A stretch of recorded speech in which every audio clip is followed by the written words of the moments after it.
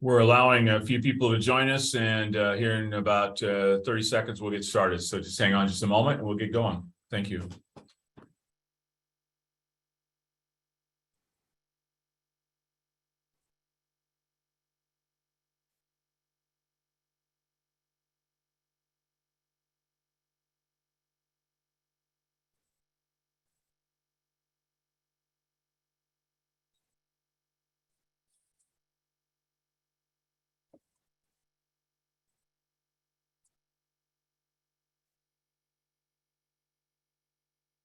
Okay, so hi, welcome.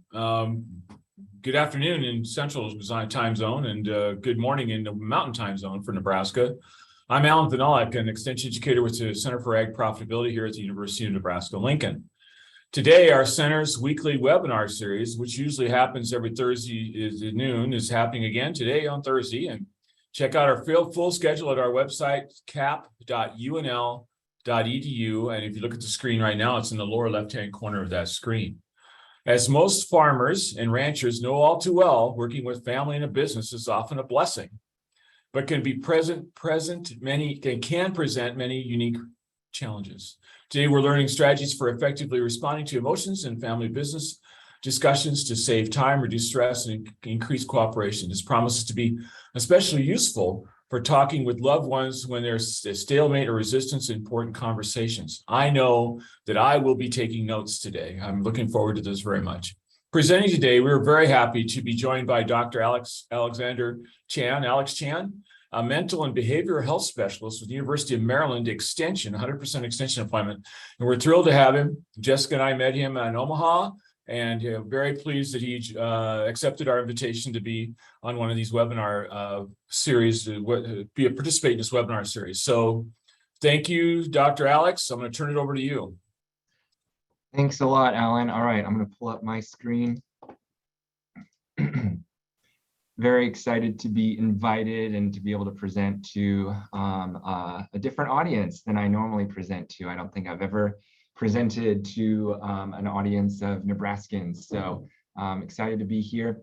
So as Alan said, I'm going to be discussing how to break through resistance in family business discussions, and the tools that I'm going to be presenting today are all conversational. I'm going to be guiding you through the process kind of chronologically. So before, during, and after, well, maybe a little bit of after, but definitely before and during a decision to talk about estate planning, succession planning, and other really difficult topics that bring charged emotions. So a little bit of background on myself. The background that I bring to this type of presentation is marriage and family therapy work. So in addition to being an extension specialist with the University of Maryland Extension, I'm also a marriage and family therapist. And that was actually my training before I even knew what extension was. And so I'm thrilled to be in a role where I get to bring that background into educational settings for larger groups of people, because I know that it's great to work with folks one-on-one in a therapy setting, but I know I can reach a lot more people through educational and prevention type efforts. So the material that you see presented today is based on some pretty solid family science research from the world of marriage and family therapy, from human development and family studies. And I'll also be sharing some handouts with you all that come from my therapy colleagues from around the country, but the material is definitely applicable to all of you as you try to navigate these discussions. And I'm happy to be here. So let's jump in. Oftentimes, when we imagine beginning a tough conversation, it can be like trying to figure out how to break down the walls of a castle. So when we think about the wall, it's typically made up of things like uncomfortable emotions, the things that are preventing you from starting the conversation. And there's all kinds of things that could be part of those uncomfortable emotions, but there are several steps that we can take to help ease this process. And the first step, so thinking chronologically here, before even starting to try the conversation is to think about your plan, thinking about how you're going to initiate it in the first place, and thinking a little bit before you jump into the conversation about how you're going to, what you're going to say, and anticipating the reaction of the other parties involved. This will ensure that if you have a little bit of prep ahead of time, that you're able to stay more positively engaged because you've done a little bit of perspective taking, some thinking ahead of time. So I'm going to talk about how to prepare for the conversation up front by thinking about exactly what you want to say and why. So I have two potential perspectives here, right? So this material that I'm presenting, I usually present in the context of estate and succession planning, although it can be relevant no matter what type of family business discussion you're having, because as we all know, when you mix business and family, the emotions get a little tangled, and so we have to be a little more mindful of how we approach things. So I'm going to talk about the concerns that you might have on the front end from both the owning members of the family, and then also the heirs, or the, I don't want to say subordinate, but the people that are maybe lower on the totem pole in terms of, generationally, or just, from that perspective, owners and heirs. So as an owner, you're definitely going to be thinking about, is that person ready? If I'm talking to an heir about succession, is that person ready? Do I think that they can emotionally handle this? And wondering about whether they're ready might be a reason for you to avoid the conversation. Not a good one, because there's ways to prevent it, but that might be one of the blocks. You might also be thinking about if there's been a history of conflict or disagreement, that might kind of build up that internal wall. So those are some interpersonal concerns that you might have from the owning generation. Within the person, not thinking about, between people, there might be also some uncertainty about thinking about legacy. I don't want to talk about this topic in general because it involves, discomfort at discussing my own death and not knowing exactly what I want for my business and for my heirs in the future. So all of that wrapped together, that may not even have anything to do with your relationship with others. That may simply be a concern internally. So, and one other thing, I've talked about owners speaking to their heirs, but you may also be thinking about, owners speaking to their spouses. So, maybe one spouse, wants to raise an issue and they're dealing with all these same issues. So there's a lot of concerns here. They all represent reasons why folks tend to delay the important conversations. And so we're going to talk about addressing some of these concerns, but I just wanted to highlight them so that people can be aware. Before you really name something and fully acknowledge that this is the reason why you're not doing something, why you're slowing down, it kind of has an unspoken hold on you. So labeling it helps to really diminish the power. From the heirs side, there's a lot of similar concerns interpersonally, but one of the big ones may be a history of uninvolvement with the business. So it may be, if we're talking farms, that perhaps one child is, an adult child perhaps, never expressed an interest in carrying on with the farm, and another sibling does. And so you're wondering, how do I approach these two children? How do I think about my, their investment in the business and what I think they should, receive as part of, inheritance, all those questions. And that may be a tough conversation for an heir to initiate with the owning generation. Heirs may also be, if they are really involved, they might be worried about things like changes in an owner's health.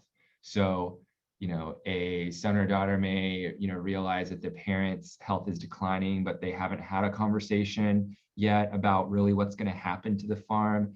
And they're feeling worried that, is it my place to raise that, will I offend my parent by raising this, even though I'm really worried that their health is declining? So that may be an interpersonal issue. Within the heirs, that generation, of course, there's going to be all kinds of emotional concerns that are more personal, such as, a desire for security. Business involves money. Money is security to a lot of people. Heirs may also be worried about, well, I think, I am involved, but I'm not sure that I feel fully prepared to deal with all the business side of things. I've never been taught this. The heir may also be at a crossroads of opportunity where whatever level they've had with the farm may be intersecting with an opportunity to conduct other business. They may have gotten a job offer somewhere else. They may have gotten something very lucrative placed in front of them. So all of these concerns may be happening within the heirs. So whoever is initiating the conversation, these are some of the important issues to identify in advance, because you have to be thinking about what are the issues that are unique to my family. Maybe only one out of all these items that I've listed applies to you, but it's important to identify that issue ahead of time rather than just barreling into a conversation. That increases resistance, and our goal in being skillful communicators is to decrease resistance. So the quickest way to do that is upfront acknowledging the things that come between people. It's not inciting conflict, it's actually setting you up to solve it by directly confronting.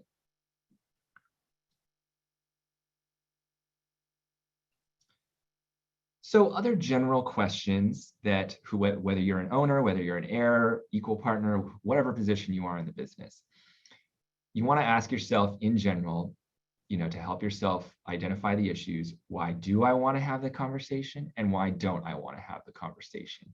And it's likely that as you answer that question, some of those issues that I showed in the previous slides will come up. So if you're trying to figure out how to identify all those potential issues, just start with that basic question. Some of you in the audience may be thinking about having this conversation with your family members. So ask yourself right now, why would you want to have a conversation about the business and succession planning and the estate? Why wouldn't you? Other important questions to ask. Remember, this is chronologically on the front end. You haven't even said anything to the family member yet. Are there things that nobody knows except me? Am I going to surprise somebody with information that I'm about to give, whether it's about me, my plans, my health, or about the business, the financial status of the business, what's been happening? Because I'm sure, especially in a year like this, there's been lots of changes to the finances depending on what industry you're in. Here in Maryland, we have a lot of poultry that's been seriously impacted by the influenza outbreak, and so but other producers have done quite well because they're in different fields. So are there financial things that nobody knows except you? You don't want to drop a surprise on somebody without a gentle startup, which we'll talk about. Finally, you want to consider, who is it that I'm talking to? What do I know about this person? If you're family, it's likely that you know a lot about them, and maybe you have some biases, but it's likely that you have some pretty good information about who you're talking to and what makes them tick. And that's important to consider as well. Now, one important thing to do, again, this is all you can see, there's a lot of prep work that goes into having these conversations, but that's review with somebody. Don't let this be all on your own. You're going to want to talk over your answers to those questions in order to just help clarify your thinking. You need somebody to listen to you just so that you can hear yourself think out loud, because it sounds different when you say certain things out loud than when they're just in your head. So you may want to rehearse with somebody, depending on who the ultimate conversation needs to happen with. You may want to rehearse with somebody that's sort of on an even playing field with you. Maybe a spouse or a friend in the business who occupies a similar position to you. Or, and here's my bias here, even a family therapist, because ultimately what you are thinking about is communication issues. So you might, you're the only one that can, decide, about ultimately what's good for the business. But in terms of, how to relate to this person that I've had a history of difficult times relating to, it may be helpful to review with a family therapist. And I'll have a few more suggestions for that later. overall, who you're talking to is going to influence your word choice. The why you want to have the conversation is your motivation. This is the motivation to get going rather than to continue delaying. And then the why not are the personal or interpersonal issues that I highlighted a few minutes ago that require advanced attention and preparation. So my suggestion is that as you identify these issues, as you kind of mull the thoughts over with somebody else who's not quite involved in the conversation that you're about to have, take notes and prepare.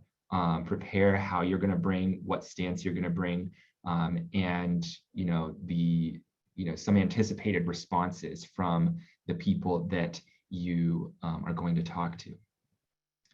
And although it may seem a little bit forced, practicing or rehearsing the conversation with somebody will make it easier. Especially if you're about to have a conversation where you are delivering a surprise or new information or something that is going to be really unpopular. So it's going to make it easier. Your resolve will increase, your comfort will increase, and you'll believe more of what you're saying if you just rehearse it. If you know that you need to be assertive and come in with a certain goal or objective, then that rehearsal will help you believe it yourself, increase your conviction and ability to say those things and mean it. So if it's possible, I know that there's a chat feature and Q&A. I'd love for folks, if you are considering to have this type of conversation about succession planning or estate planning, or even any kind of uncomfortable business discussion, I'd love to hear some of your thoughts personally on why do I want to talk about that? Especially those of you who are thinking about succession planning. What is motivating me to have this conversation? Like what makes it important to me? So if you're comfortable, please share, some of your motivations in the chat box. And I'll give folks a sec just in case anyone feels like sharing. It's optional, but would be interesting to see what people are thinking.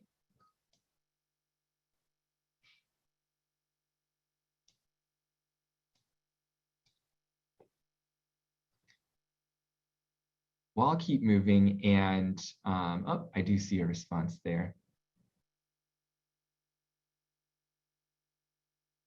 Yeah, just planning. We got planners here.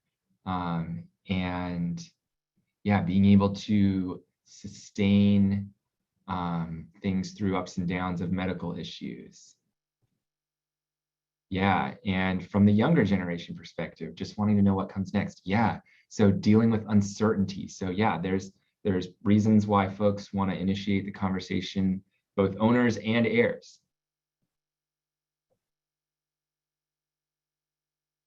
Yeah, wow, these are all really, really good motivations to engage in this conversation. Yeah, even some peace and reconciliation. Right. So one thing that I'd like to mention is that even if there have been mistakes, it is possible to right the ship, to put yourself back on track. A lot of times people, like I said earlier, some of the common reasons why people might avoid these conversations is a history of disagreement. But family, you get extra chances with family a lot of the times, and at any moment, any one of those extra chances you get can be used to start building evidence, rebalancing the scale. So maybe your scale of experience is weighted on negativity and disagreement around issues of succession, but every new experience that goes okay or better than okay starts to rebalance the scale. So yes, you may have a bad history and it's really scary to, it causes a lot of reluctance and tension, but that can be slowly replaced with new experiences. So there is hope for rebalancing in that way. So we've talked now about identifying your reasons and really labeling the issues that have come between you and your other family members on the front end. So what you do with that is to start to anticipate, what has been their perspective, where have we disagreed, how might we start to reconcile some of these things, what is and isn't possible, and with me still maintaining like my authentic vision. And part of that is really thinking about the personality of the person that you're talking to. And this is important because a lot of us just think, well, business is about business. This is just facts. Like, we want the business to continue. There's been, inputs and outputs every year. There's, profit, loss, everything in between. And we just need just the facts, ma'am. It's a lot of people assume that these conversations should go that way. But because we are mixing family into the picture, there's always going to be emotion, and we have to acknowledge what makes other people tick. So one really helpful tool that I've encountered in my time with Extension actually is this training called the Real Colors. And you don't have to take this training in order to have your family communications about estate planning. But if you ever have the chance, I would suggest taking it. What this does is it sort of groups people into 4 different colors, and people have mixtures of colors. And the main point of it is that it tries to get you to accept that people just have different baseline needs and values, and this is going to influence your communication with them. So even within the same family, even sibling to sibling or spouse to spouse, people within the same generation, they may have differences in personality, which make their needs different. They may even have slight or major differences in values. So we can't walk into a conversation, especially one about succession planning, without thinking about what are this person's values, and can I accept that they have different values or needs from me, even if I don't agree with them. That's hard. I know that's hard. What I love about this Real Colors training, and maybe someone at Nebraska Extension is a trainer, I don't know, but there's likely to be someone in the state that does this. What I love about this training was that it really talks about accepting others. It's not categorization to create division, it's categorization to increase understanding. And that's the angle that I would hope that you all in the audience today take with your family members. So you may not be aware, of all the official meanings of all these colors, but for example, one of the colors here, blue, they're feelers. So what's really important to them is kindness, their needs. I don't know if your screen's big enough to see, but the needs says kindness, sensitivity, and genuineness. Whereas somebody who's green, their needs quite different. Process time, respect for intelligence, autonomy. So think about this. If one of your answers to my questions earlier was, yes, I do have something that nobody else knows, and your family member is somebody who needs a lot of process time and time to think and analyze, you're going to want to slowly kind of help them digest a new piece of information. You may give them the surprise, and you may feel a strong need to make choices right then and there based on the new information, but somebody who's in that category will not be ready.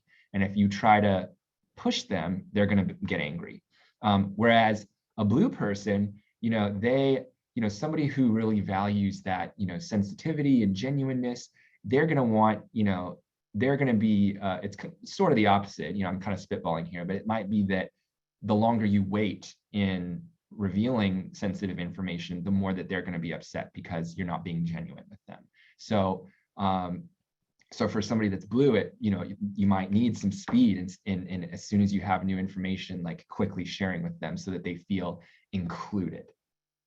So you can see how that's more of a feeler's concern. I want to feel included versus a thinker's concern, which is I need time to process. So 2 basic examples. People aren't as simple as that, but it's just one example of how who you're talking to and what matters them is going to influence the way you approach them.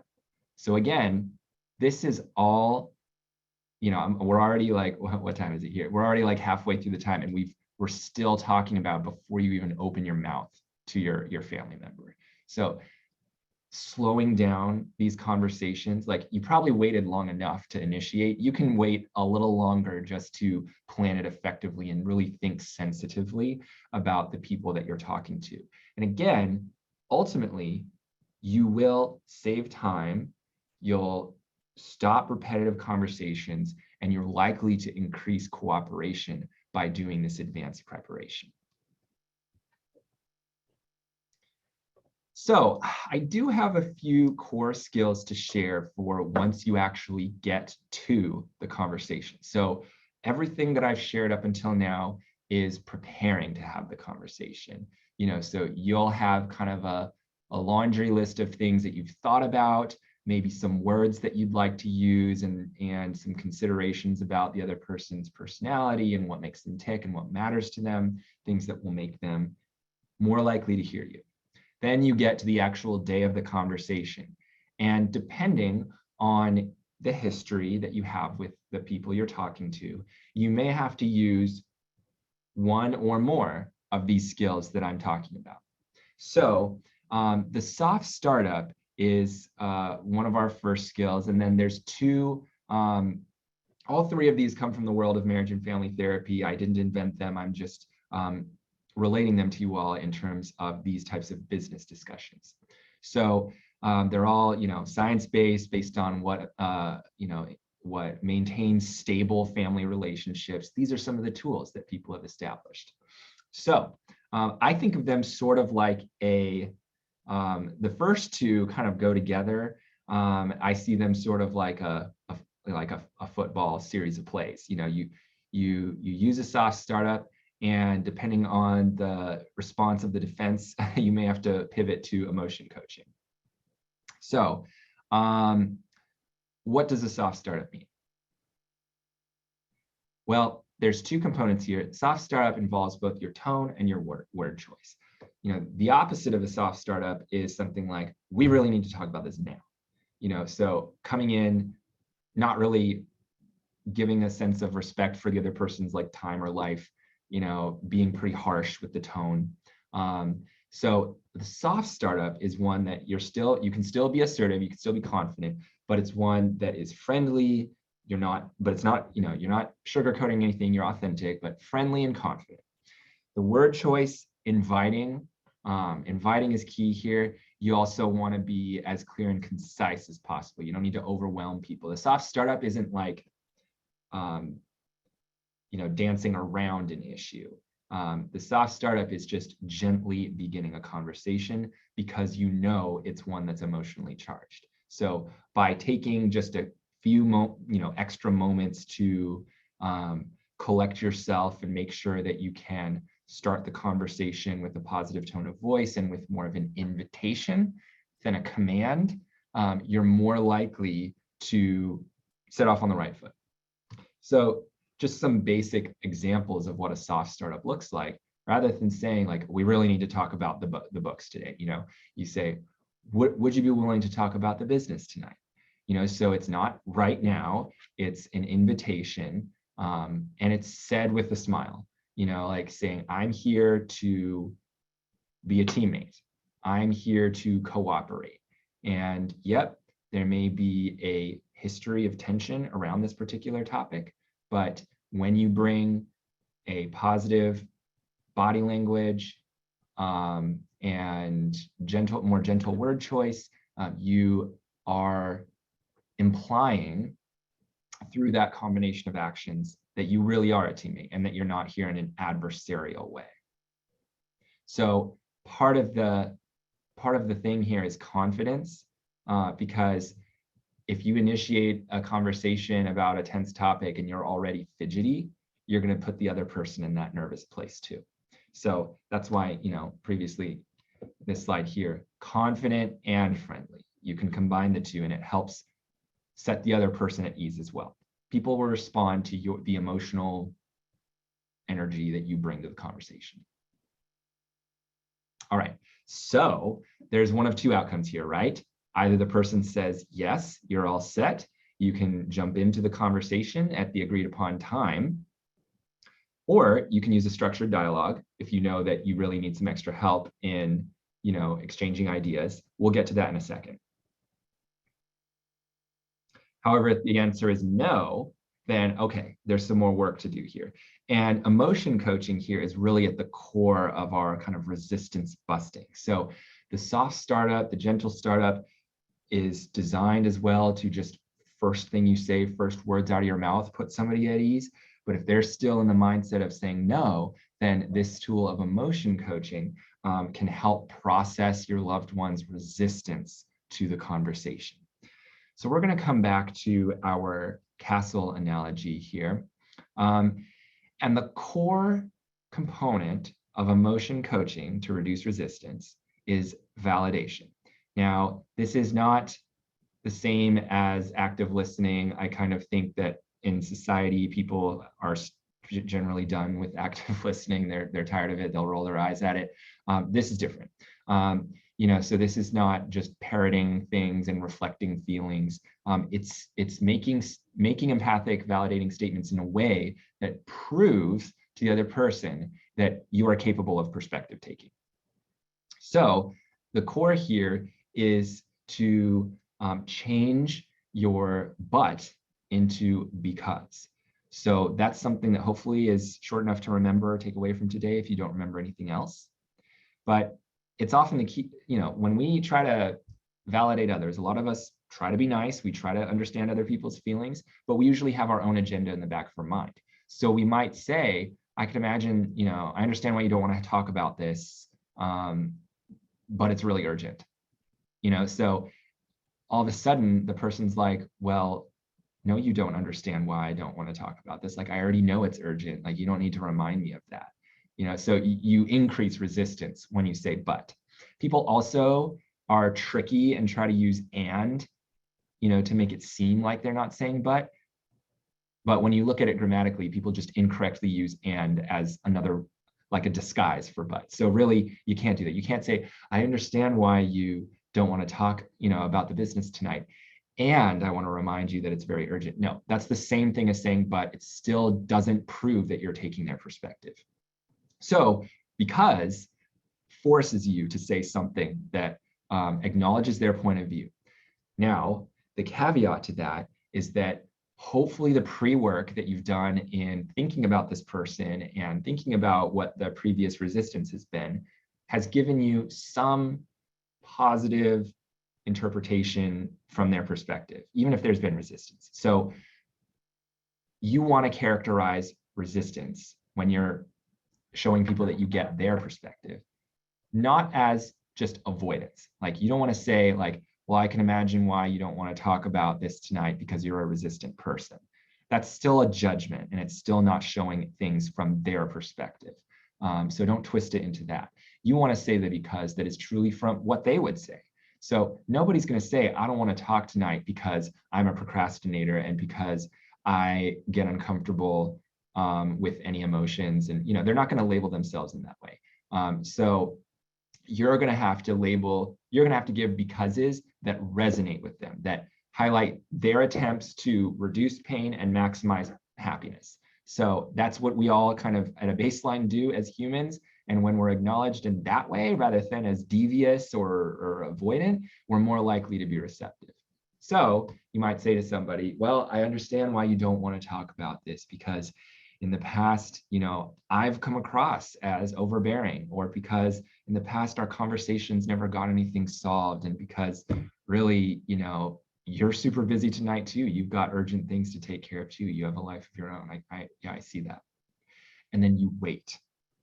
I know you want to have the conversation, that's your goal, but you wait after those becauses. You wait for their response. I want you to imagine just the difference here between, saying but and because. So first, imagine that I'm a pesticide inspector and, somebody's come to your farm to tell you that, your stuff has been blown into somebody's field, or there's tests that are, implicating your practices, yada, yada. And, you've dealt with this problem so many times before. Your neighbor, they're, I don't know, they're missing important information that caused them to call, the ag police on you. And so anyway, it's a bad situation for you. And here I am, the pesticide inspector, trying to say like, hey, we need to talk about, getting you in compliance with these regulations. So, and you're feeling really resistant. So imagine everyone in the audience, imagine that you're feeling really resistant, like, gosh, I've dealt with this so many times already. Like, this is not a problem I have time for right now. Like, just go away. So imagine you're feeling like that. And I say, well, I know that this isn't the best news for you. I know you don't you're not happy to see me, but it's the law. So we just got to take care of this now. Like, okay, like, screw you. Like, you're not really, like, it doesn't sound like I care at all about your point of view. Now, yeah, me as a pesticide inspector, I probably have, the laws and rules and my job to follow, but it's not increasing cooperation from you. So now imagine that here I am again, the pesticide inspector, and I say, hey, I remember I was here, last year, and, we had this same issue. So I know, you're tired of these visits from me.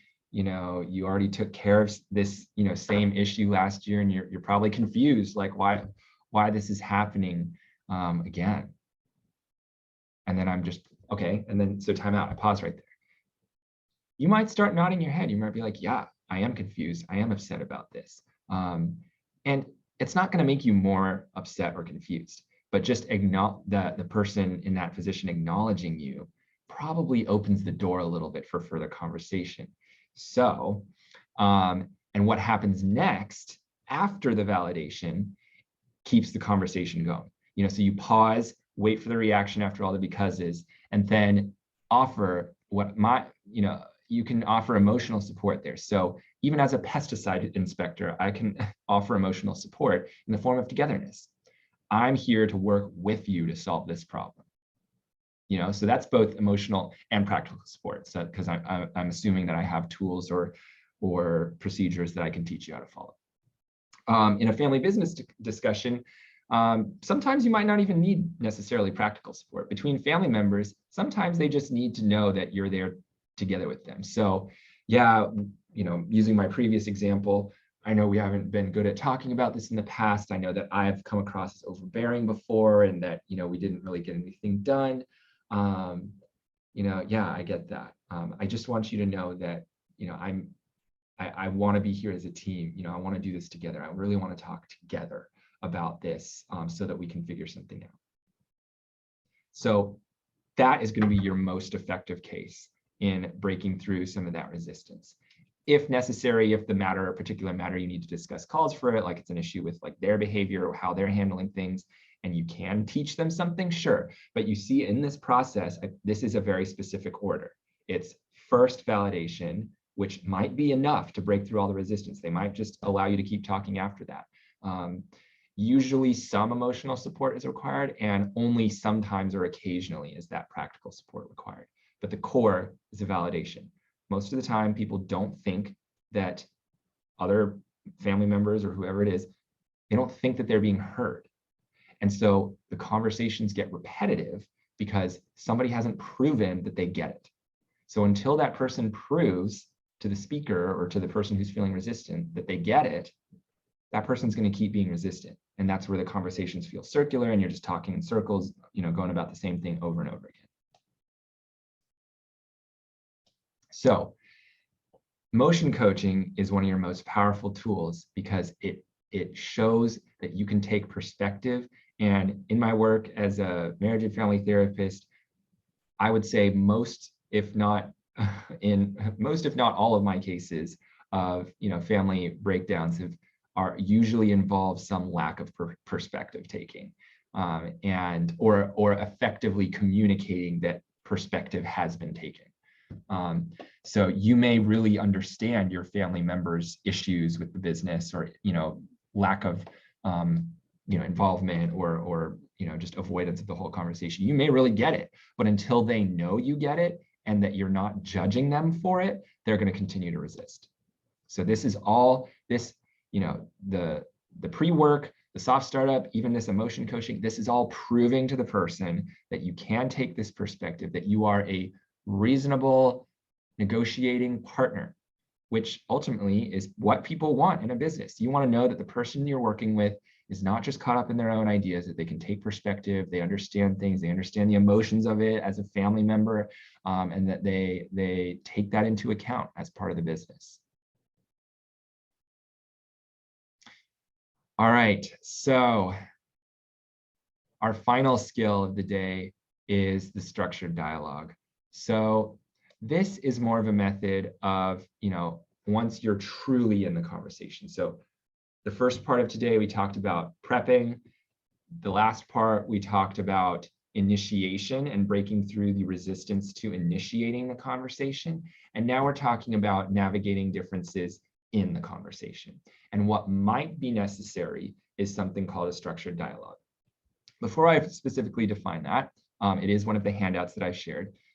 Before I specifically define it, one suggestion I have for a general rule, once you have gotten through all the resistance and you're actually talking business, is just ask these questions, especially as it relates to succession planning. What would you like to see happen? What are your concerns with the current plan?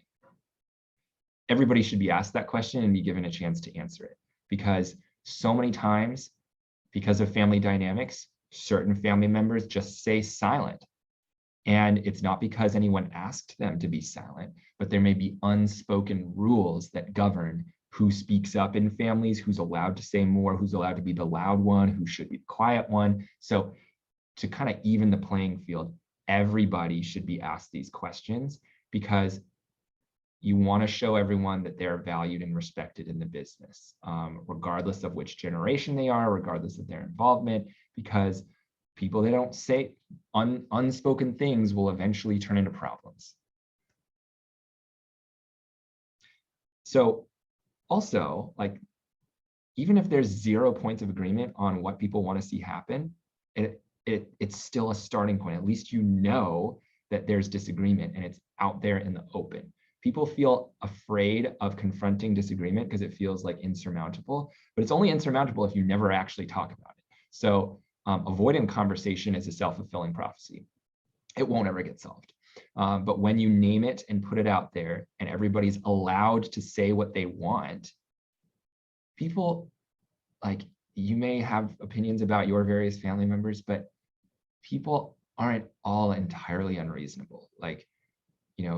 People will, unless there's been serious interpersonal trauma, serious, insults and demeaning behavior, unless you're at that very severe level of family conflict, people want to get along. People want to make things work out. So even if there is vast disagreement, it's likely that even just sharing it will start the wheels going to compromise. Now, in support of that, you might be able to just talk through it naturally, normally, but one crutch, so crutch I use as a very specific analogy, right? You don't use a crutch forever. It's just to get things going, just to help the healing process. So one crutch is the structured dialogue. So this comes from, again, the world of family therapy, but it sort of kind of fits into business, and it's a more emotionally aware Robert's rules in a sense. You can think of it that way for running business discussions.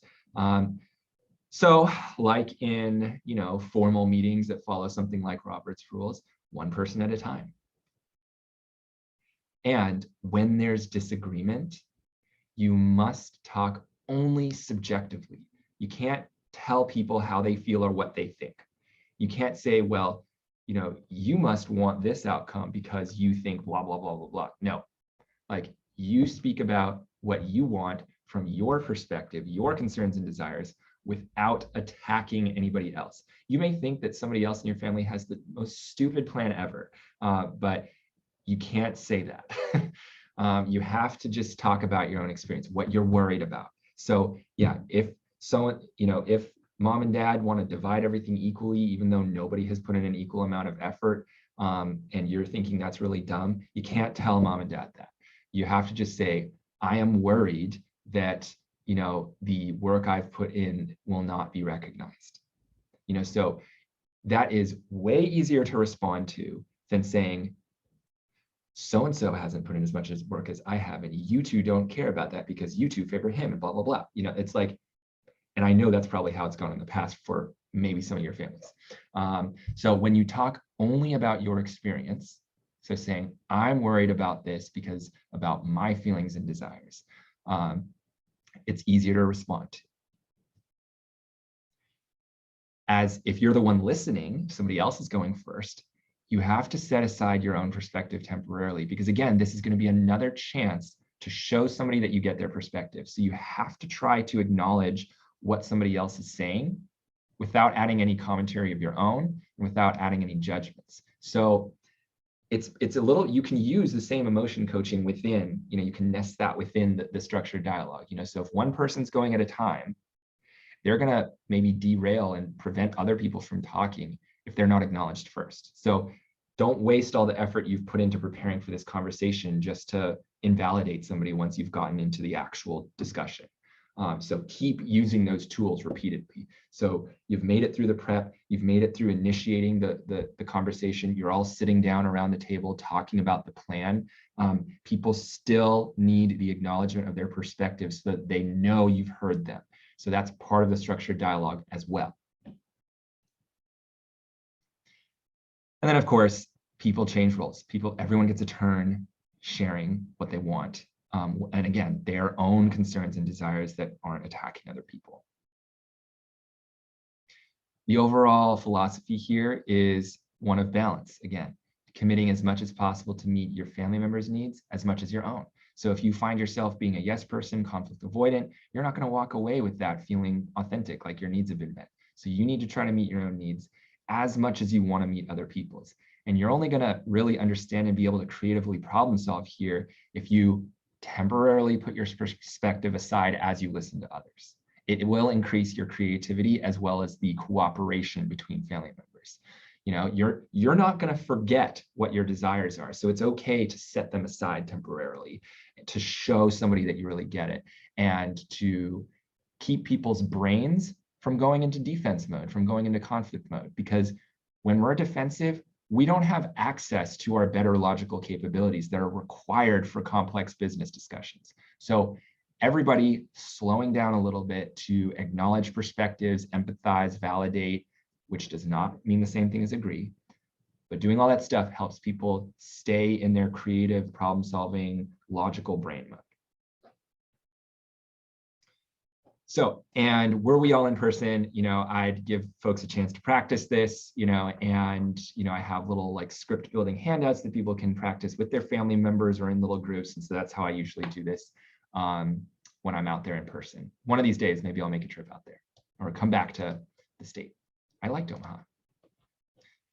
All right, so if you need extra help, the places where the research and intervention backgrounds that I drew today's information from are from two modalities, relationship enhancement therapy, which is all about structured dialogues, and emotion-focused therapy, which helps people break through that resistance and break through dysfunctional cycles where nothing gets discussed.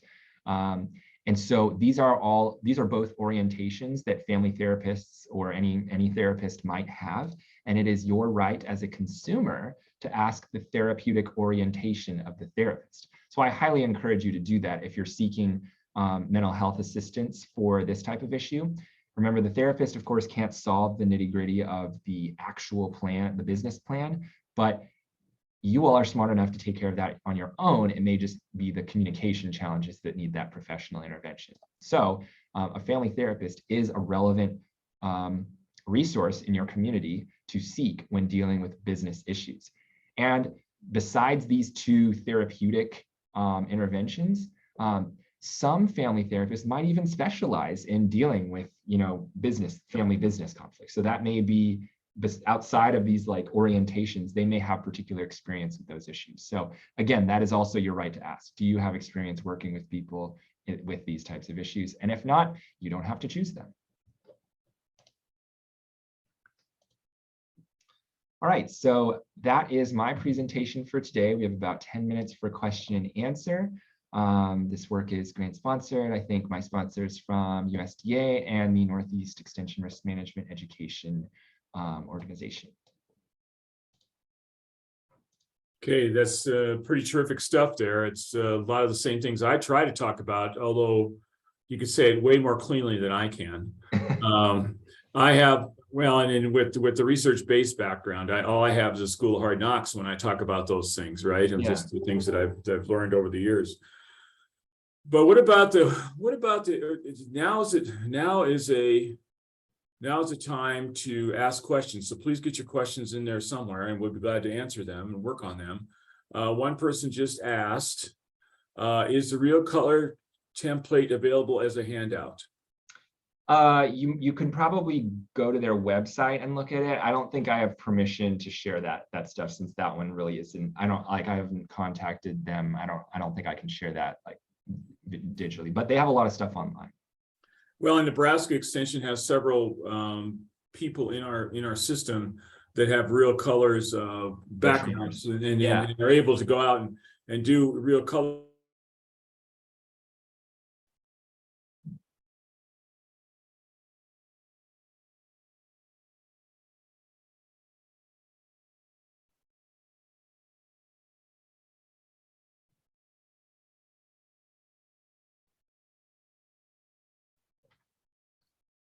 Was that me or is that Alan that's frozen?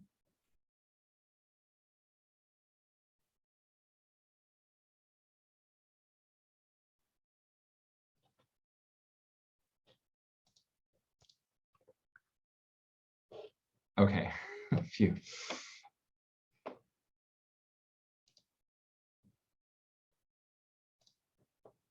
All right, are there other questions? Let's see.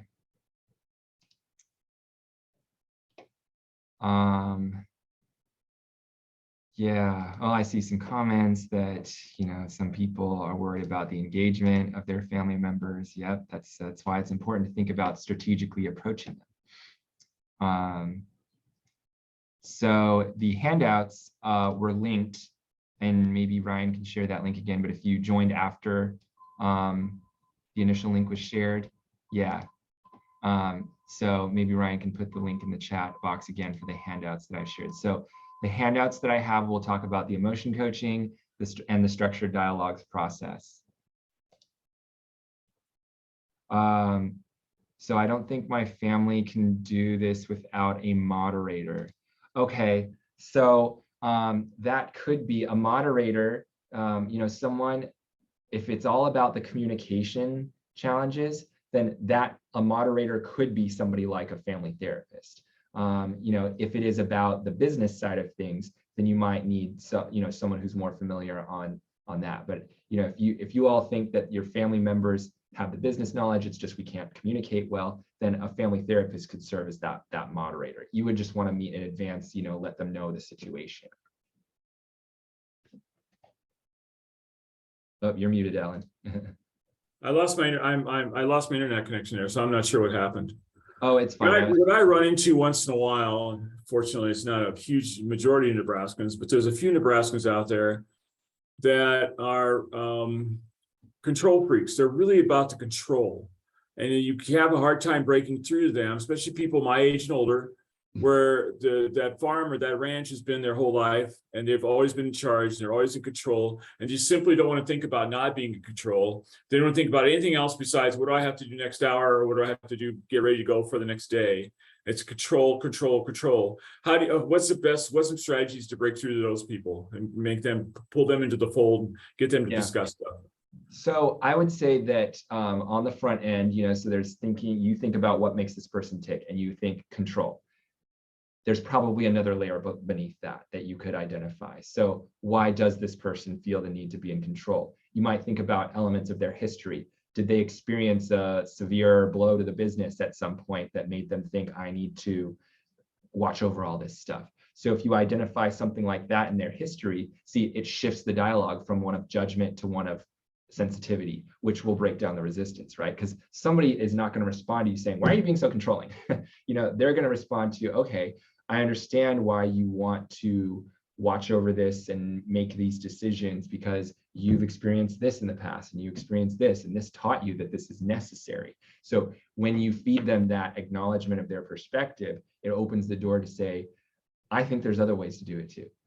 So, but if you lead with that, then they're going to say, no, you don't get it. So you have to show them that you get it first, why they're being controlling, and don't label it like that, just why they do what they do, to reduce some of that resistance. Oh, you're still muted. Sometimes I feel like that the son and daughter or whoever's trying to talk to them is getting blocked. Maybe you have to go to who has their bell. In other words, who will they listen to? Will they listen to their ag banker? Will they listen to a clergy? Will they listen to their best friends down at the coffee shop? Who do they listen to? Sometimes if you backdoor it a little bit, you can maybe get through that and get them to talk or be more acceptable. There's another one that came in that says, I have an old school father who does not get into emotions, is not typically open to his children's suggestion or coaching is quite a challenge. Any suggestions? It follows along the lines of this control question, quite honestly. Yeah, not open to suggestions. So I would practice, so you can download some of the tools. One of them in there is a script builder. And again, when somebody's not open to suggestions, you first have to say why you think that makes sense from their point of view. I know you don't think it makes sense, but if you acknowledge why they don't think it, why they don't want to, accept suggestions, why they think this is already settled, and why you have to put yourself in their shoes and make a good faith effort to show that you get it from their perspective.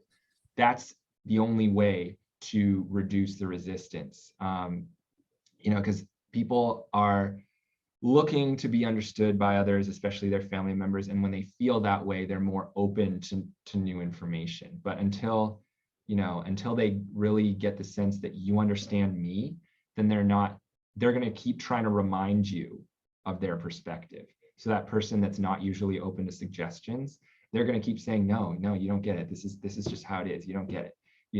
And they'll just keep repeating themselves. So to get Alex, about a half hour ago, somebody said, son-in-law is not always as engaged as we think he should be. Do you have any suggestions for them? Or have you already talked about that? I talked about that, just saying, you I have was to off, sorry. Think in advance about, what makes that person tick. That's fine. I think I see one in the chat too. Someone is a sole proprietor, but they still want to involve input from their family. So you want to think like, is there resistance, and if so, then, again, labeling why you understand family members don't want to be part of it.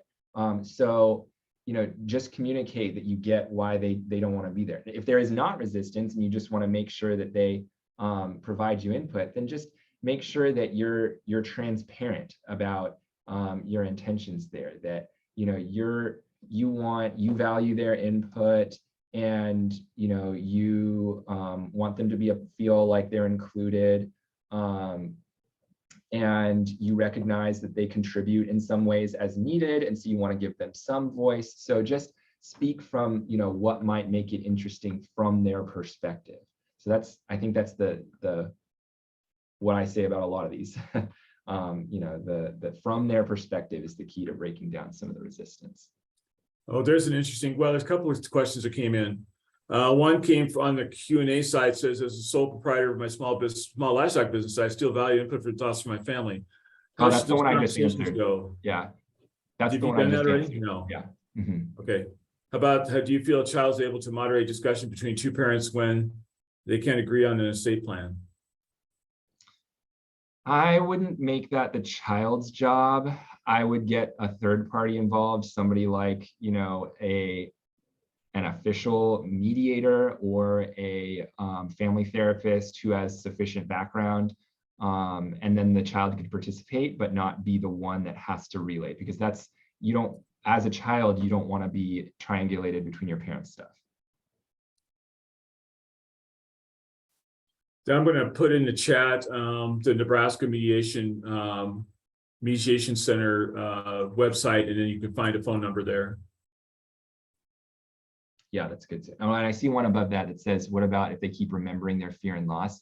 That might be a gentle suggestion, well, first you have to acknowledge, like, why does it make sense that they keep remembering that?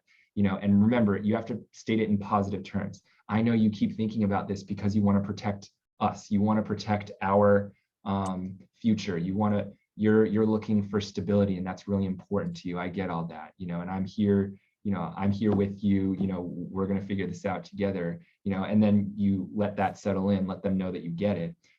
You may also want to point out though that like, hey, look, do you think it could be different?